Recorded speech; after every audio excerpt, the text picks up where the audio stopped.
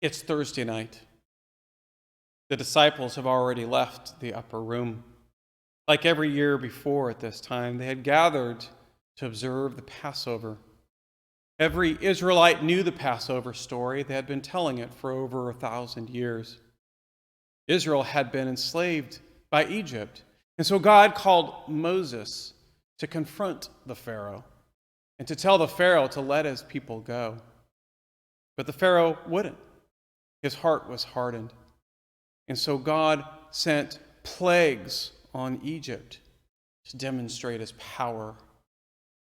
Well, the final plague was to take the firstborn male of every person, every family in the land. This included the Israelites. Yet God provided a way of escape for the Israelites. They were to take a lamb, a spotless lamb, and sacrifice it and eat it that evening. This was to be their final supper before they escaped their slavery the next day. They were supposed to take blood from the lamb and put it on the doorpost and lintels above the door. That way, when the angel of death came, he would see the blood of the sacrifice and pass over the household, sparing all who were within. Well, as the disciples gathered that evening, Jesus knew that this was the night that he would be betrayed and arrested. Soon he would be a sacrifice on the cross.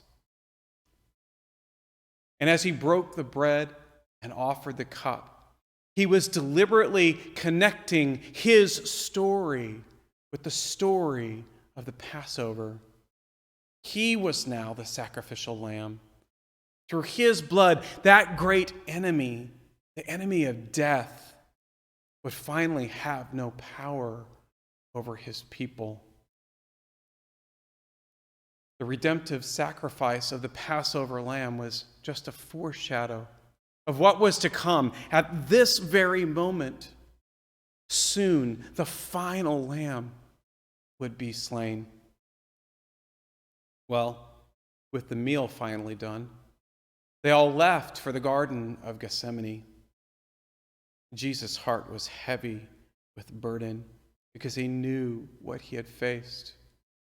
But they all went with him, and he begged them to stay with him, to pray with him. Stay with me, pray with me. Why don't you stay with me?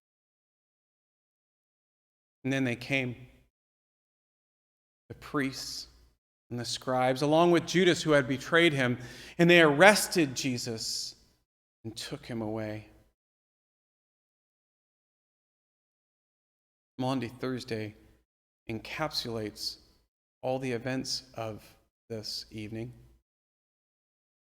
And it ends with the stripping of the altar.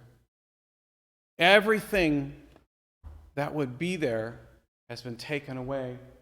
There's no linens, no frontals, no hardware. There's no candles. The aumbrey is empty. And we are left alone in the dark with nothing but our lament.